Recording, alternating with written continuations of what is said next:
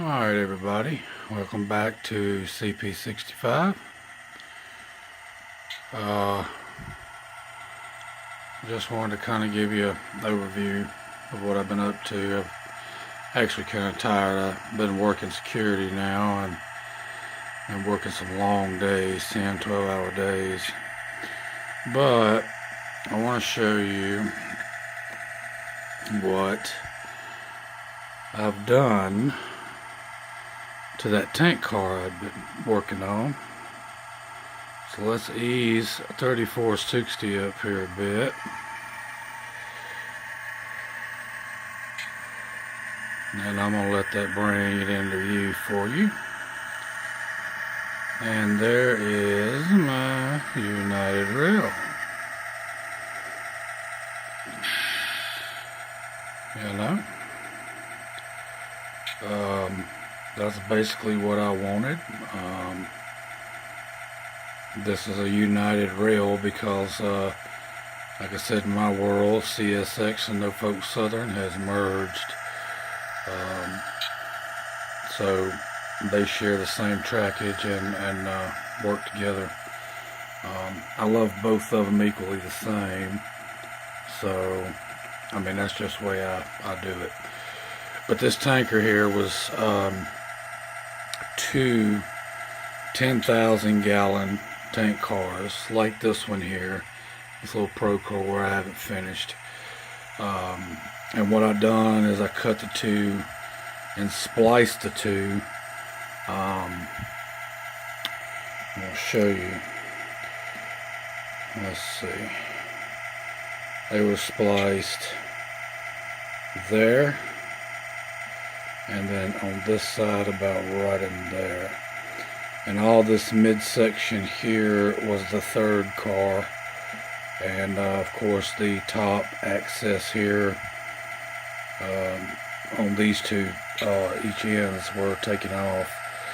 And I actually made a boo-boo here when I was cutting, and it kind of made a deep crater or maybe a gouge into it, which it turned out it looked pretty good actually. So I made it like it was maybe banged, something banged it or scraped against it, gouged against it. And I'm still weathering it, and there's still lots more details to do to it. Up here I want to put a catwalk around this area, and the ladders will go down here on both ends towards this here, and it'll go down. And I haven't put any numbers or anything on the ends yet. But the number that actually come out that I use, and let's see if I can get that focused. Let's see. The number I used was 1006. It's a CB and Q, and the capacity I decided was 39,000 gallons. That's your max limit. Your load limit's 37,081 gallons.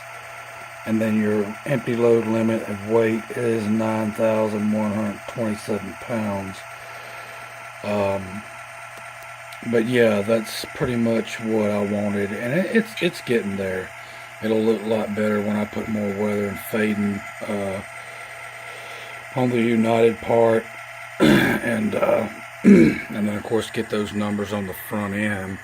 I'm trying to get it where you can see more light. And you can see where I've kind of marked it a little bit. I use some bad, well, I say bad, they're not really bad, I mean badass. Down here, these, excuse me for my messes. These are actually made by a Japanese company. And I've got A, B, but they also make a C. And in these here you get a sand, a light sand, and a mud, and then over here you get a snow and a soot and a rust. And these are pretty these are really pretty good, awesome powders for weathering and fading especially. And that's what I'm using on some of that. Some of it I am going to use a little acrylics with a little water for the, overall fade. But I'm getting all the yellow markings on it.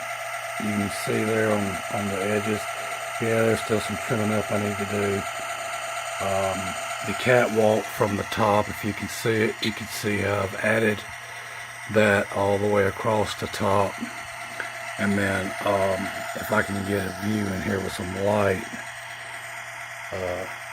even on the side frame there, all the way down, and you see what I'm talking about, how that gouge looks there. I think it's pretty awesome. It was a happy accident in my opinion. And then of course all them these little bumps here that are sticking out from the sides here, if you see them, that is going to set my bar like I have here on my Procore. And if I can get some more light on that, you can see that bar, and it runs around the edges.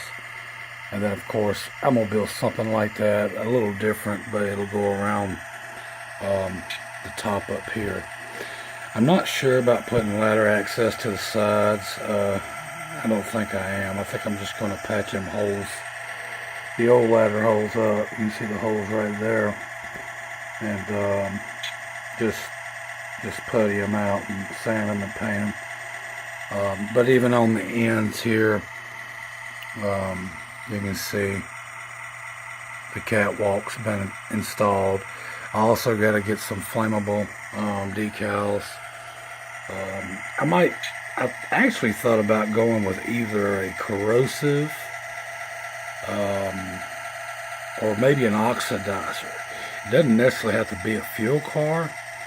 I know there's a lot of cars that hold different fluids and all that, but really I was thinking about a corrosive or oxidizer, because I know Procore, and there's quite a few others that actually carry a lot of fuel, and that's definitely going to be a fuel car. And as you can see, I haven't even finished labeling this one. And yeah, I'm one of those that kind of start a project and then I'll get bored of it and go to something different. But eventually I will get back to it, just like my 250-ton crane that I'm still working on. And this baby here, I actually had to put a new bulb in. For some reason, that's an LED bulb, and then they shouldn't blow out, but it blew out. And I have a resistor and everything on it, but it did blow out, and I had to replace it. I don't know what it was. It could have been maybe something that crossed up on the rails, or maybe it short-circuited somewhere. I don't know. But I tested the bulb, and the bulb for sure was blown. So I just replaced it this evening. But yeah, this is my darling right here, one of them. And then of course this one over here is my other little darling. And that's all hand painted, by the way, in case those of you who are just now watching or maybe run across this video, you can actually tell it to a point. If you look real close, you can tell it's hand painted.